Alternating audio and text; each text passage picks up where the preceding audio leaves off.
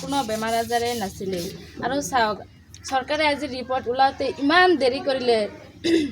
বহুত দেৰি কৰিলে ৰিপৰ্ট কিবা এটা আছে নহ'লে ইমান দেৰিকৈ কিয় আমাক ৰিপৰ্ট ওলাই দিব আমাৰ চৰকাৰৰ পৰা আমাৰ কিবা সুবিধা কৰক নকৰক সেইটো বেলেগ কথা কিন্তু যে আজি যে এনেকুৱা মিছা এটা ৰিপৰ্ট ওলাইছে সেইটোত মই আজি পুনৰ কৰে মই এনেকুৱা লাগিছে মোৰ স্বামী আজিৰ পৰা মই এনেকুৱা বেয়া লাগিছে যে ছেকেণ্ডবাৰ মই বহুত আঘাত পাইছোঁ যে এই ৰিপৰ্টটো লোৱাৰ কাৰণে মৃদুল ইছলামে কেতিয়াবা মদ খাইছিল নেকি মদ নাই আপোনালোকে তাই এখেতে যদি মদ খালেহেঁতেন এজন এডভকেট আছিলে এজন মদ খোৱা মানুহে আনকতো কেতিয়াও সহায় কৰিব নোৱাৰে তেওঁ যদি নিজেও মদ খালেহেঁতেন তেওঁ আনক কেনেকৈ সহায় কৰিব সেইটো চাওক এজন এডভকেট আৰু আপোনালোকে চাওক চেষ্টা কৰি চাওক যদি এখেতে যদি মদ খাইছিলে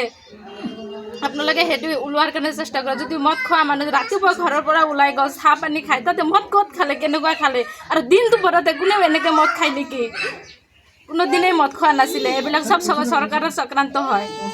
চৰকাৰৰ চক্ৰান্তৰ কাৰণে আজি ৰিপৰ্ট ওলোৱাতে ইমান দেৰি কৰিলে নহ'লেতো আমি কিমান দিনৰ পৰা লাগি আছোঁ আমাৰ ৰিপৰ্ট ওলাই দিয়ক কিবাতো এটা হ'লে আছে নহ'লে আমাৰ ৰিপৰ্ট ওলাওঁতে কিয় ইমান দেৰি কৰিব আৰু মোৰ হাজবেণ্ডক পষ্টমৰ্টেমো দুবাৰ কৰিছে আপোনালোকে কোনোবা দিন শুনিছে নেকি যে পষ্টমৰ্টেম মানুহক দুবাৰ কৰে এবাৰ ওলাই দিয়াৰ পিছত আৰু একবাৰ পষ্টমৰ্টেম কৰিছে চক্ৰান্ত আছে বুলি ভাবে হয় চৰকাৰৰ পূৰা চক্ৰান্ত আছে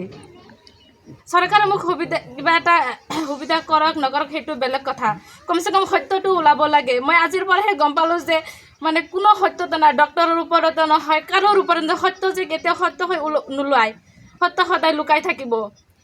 মানুহে কোনোদিনে ন্যায় নাপাব